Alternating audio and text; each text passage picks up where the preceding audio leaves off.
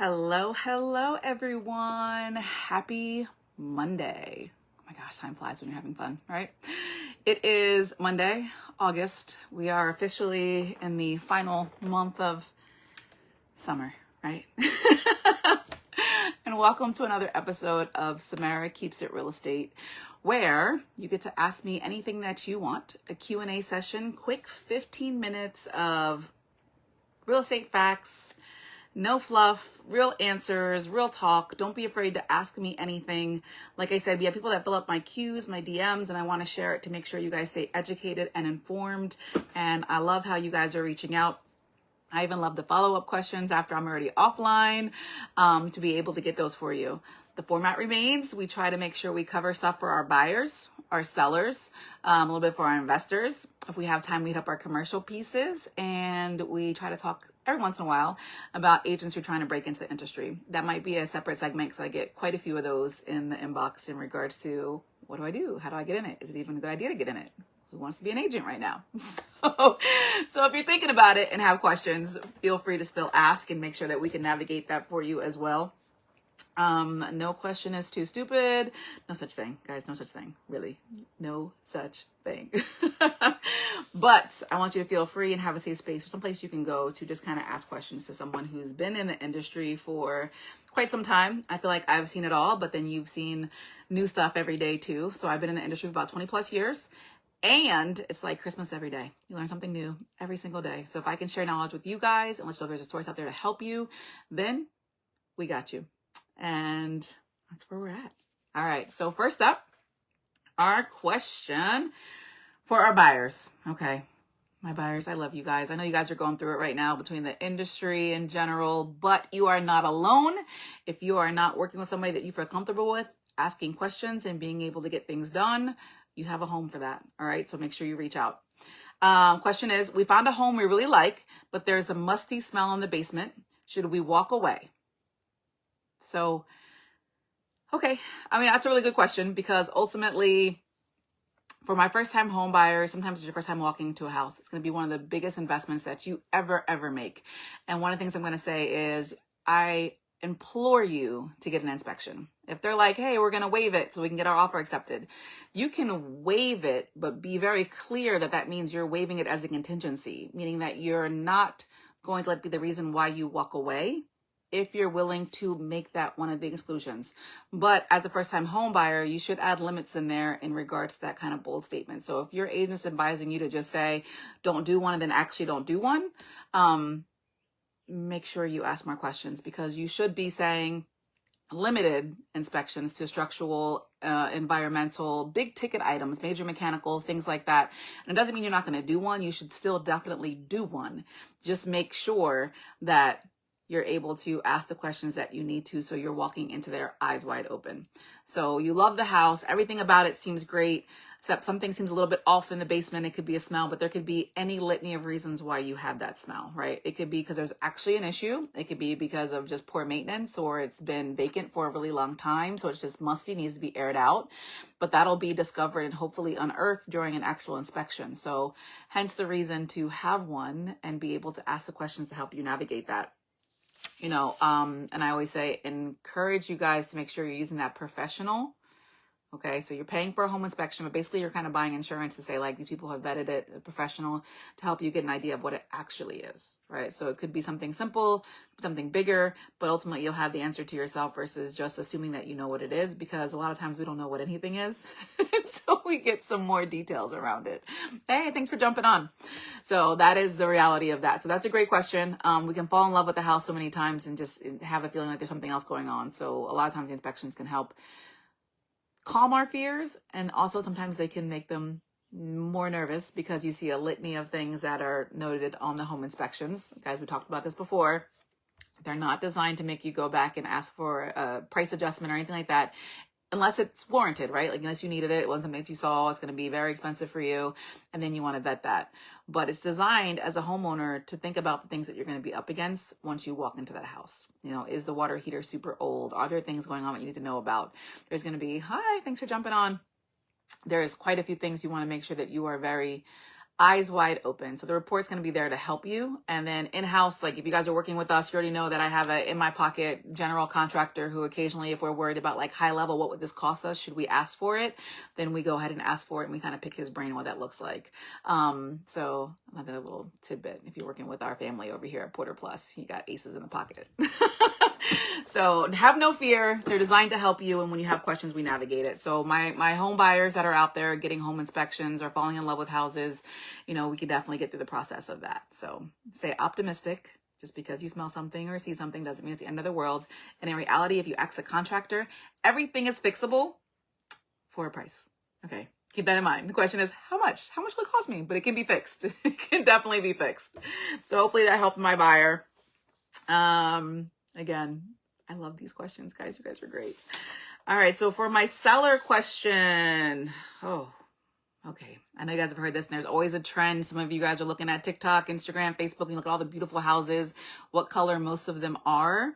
So this seller has a very similar mindset as well, is we love our deep jewel toned walls. Will buyers hate it if we don't go beige? Now, this reminds me of that whole, should we go beige to sell our house? Right. So for a long time ago, there used to be the beiges was what we're in, right? They wanted to go like the light tans, and now people have moved away from that and they're all into the grays and the really light colors, or like the off whites, but aren't quite off white. I know, a lot of information, but ultimately you kind of want to stay neutral. There are instances where you can have splashes of colors, but a lot of times it limits the buyer's ability to see what they can do in that space. So when you personalize it so much where you have bright bicycle, banana paintings, I know some of my sellers who have worked with me and they actually had a bicycle yellow kitchen, what we did for the updates on that. So ultimately you want to leave it to the point to where the buyer can walk in there and feel like they can make this canvas their own. It could be their own space. And a lot of times the lighter colors can brighten up the space for them, allowing you to do some things, but the colors aren't the only thing that's going to help you sell your house.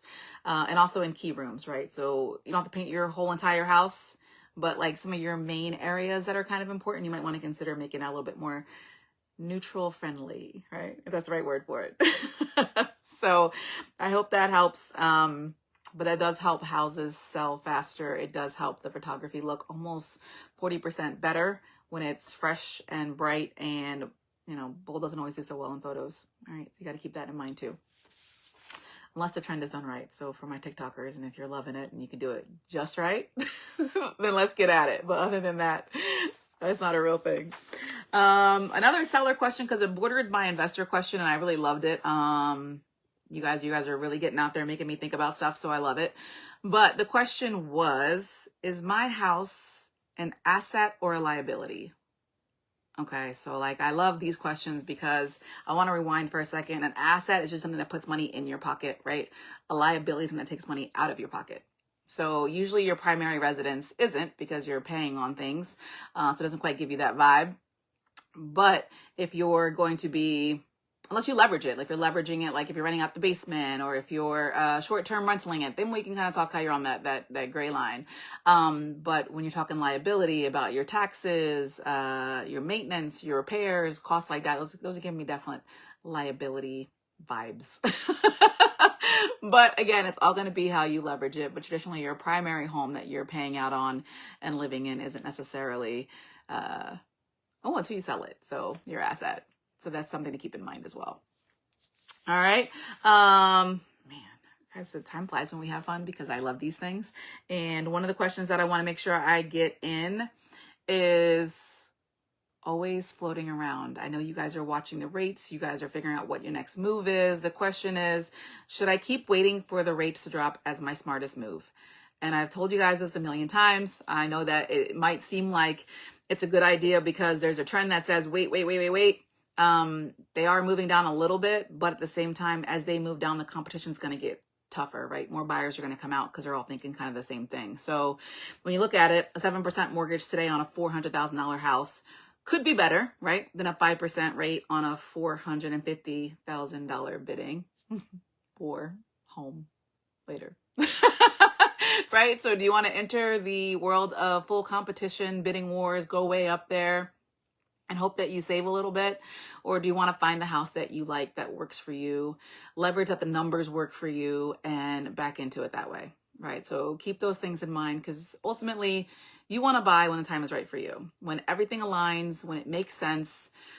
And guys, we brought up that whole thing when we look at the cars that we say we're not going to buy, and then we buy them and interest rates are like 15% or higher, and then we kind of want to cry a little bit. So a house under 8%, something you definitely want to think about.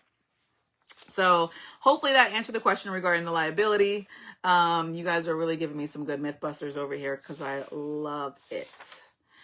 I had some questions regarding, guys, I want you guys to keep this in mind. All right. So the market is being the market, and everybody likes to think that they can predict the future, but there is no actual perfect crystal ball. We have data that we kind of leverage to get ahead of the game whenever we can. People are asking, hey, is the inventory, enough to bring some of these prices down?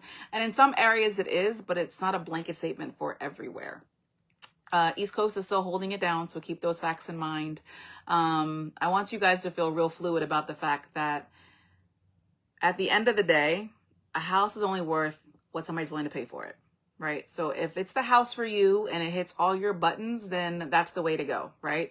I say the same things for my investors. A lot of my investors, their strategy has changed because of the fact that we should try to get a deal. Everybody's trying to get a deal. We're still trying to get a deal, right? But we can't always go into a house thinking that we're going to be able to flip it and make enough money, because we're getting it at a higher price point sometimes, right? But if you're investing and you're going to do a buy and hold play, that's a very good opportunity for you as well, as long as the numbers make sense, right? So we keep getting to that situation where the market is going to be based on leveraging what your current needs are, right? What you're trying to accomplish and how you want to move forward.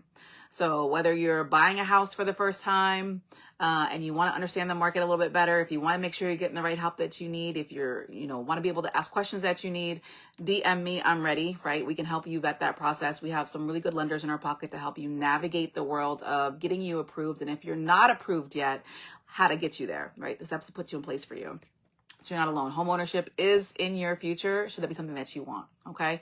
And for my sellers out there, if you're looking to figure out now's a good time to sell, and then the always fear factor, like I'm very big on the fact that I want to make sure that you are fully in your why mode, right? Not just because people say it's a good time to sell, you're going to make lots of money, but like you have a plan for where you're going to go next. Because a lot of times I'm working on both sides of the deal, right? Helping you sell your house, helping you find your next place. And some of you that live in the state, I have resources everywhere. We work a lot of networking bases. I can help you get where you're going. South Carolina has been a very big referral network base for us. Those of you who are going down south, you know what I'm talking about. So we can help you navigate that. And I know as sellers, one of the things that we do, the perks, is being able to walk through your house, help you with the to-do list, help you itemize the priorities. Because even selling your house is overwhelming. As homeowners, like we've let things go to deferred maintenance. Is important to fix before I go to market. What's a necessity versus what we just go as is. Those are questions that are hard to process as somebody who's been living in the house for umpteen years and now you're ready to sell it. So we help you navigate that process too. And for my investors, we are big proponents of investment portfolio building, because I'm an investor myself. We have a portfolio full of short-term rentals, long-term rentals. We manage other people's portfolios for them, help them find deals. So if you're out there looking and you need somebody to be able to ask questions to, help you vet your numbers, help you keep in mind some things you might be missing, reach out to us. And we also have lots of opportunities with my angel investors who are looking for partners that want to kind of get in for the first time. So you have some money you're looking to spend and you're trying to get in the game, call us, ask questions. We got you. But I love this stuff. I'm definitely up on my time. I know you guys have things to do and you probably think of more questions to send me, because I love them. Just keep them coming. If you are locking in, I appreciate you. Thank you for joining me for another episode of Samara Keeps It Real Estate. Ask Samara anything, because I love this stuff. Thank you for those of you who are checking in the local loves on Friday, because we are doing things within the community, trying to get local places. I just did a special edition because I was in a local place for me, because I was in Switzerland. But he's actually homegrown. He's from the tri-state area, and it's all about the love and people sharing the story and hearing all about it and the growth that is beyond our current place. And I always feel like if you collaborate and live on a larger scale, there's a lot of opportunities for everybody. And we do our Truth Bomb Tuesdays. So all of our content can be found on YouTube. So check us out on YouTube, Porter Plus. My page has a lot of stuff too. Samara Keeps It Real Estate on Instagram. And I thank you guys for locking in, and know that you are never alone in this real estate market. If you have questions, if you have concerns, snide comments, any of the above about the real estate market, we got you. So thanks for signing on, and have a great day, guys. See you next Monday at 7 p.m.